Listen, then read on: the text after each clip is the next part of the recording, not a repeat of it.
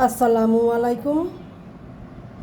আমি এখানে এক পার একটু বেশি মসুর ডাল নিয়ে ভালো করে ধুয়ে পরিষ্কার করে নিয়েছি।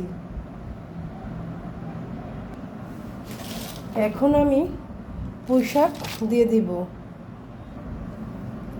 আমি পুঁইশাক দিয়ে দিয়েছি। এখন আমি বাকি উপকরণগুলো দিয়ে দিব।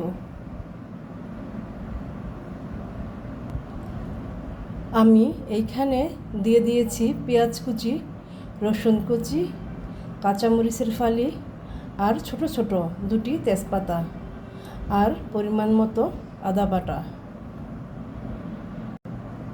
এখন আমি দিয়ে দিয়েছি পরিমাণ মতো হলুদের গুঁড়া, মরিচের গুঁড়া, ধনিয়ার গুঁড়া, জিরার গুঁড়া ও লবণ। আর আমি এখন দিয়ে দিচ্ছি সয়াবিন তেল।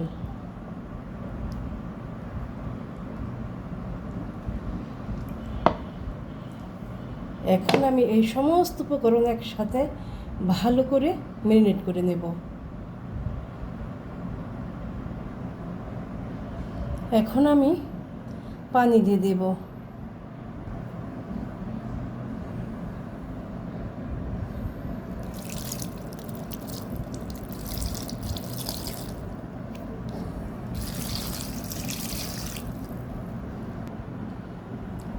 আমি একটু কম করে পানি দিয়েছি, কারণ শাক থেকে তো পানি উঠবে, তাই।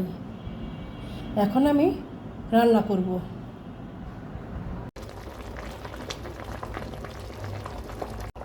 আমি এখন ডালে কয়েকটি কাঁচামরিচ মাঝখান থেকে ভেঙে দিয়েছি।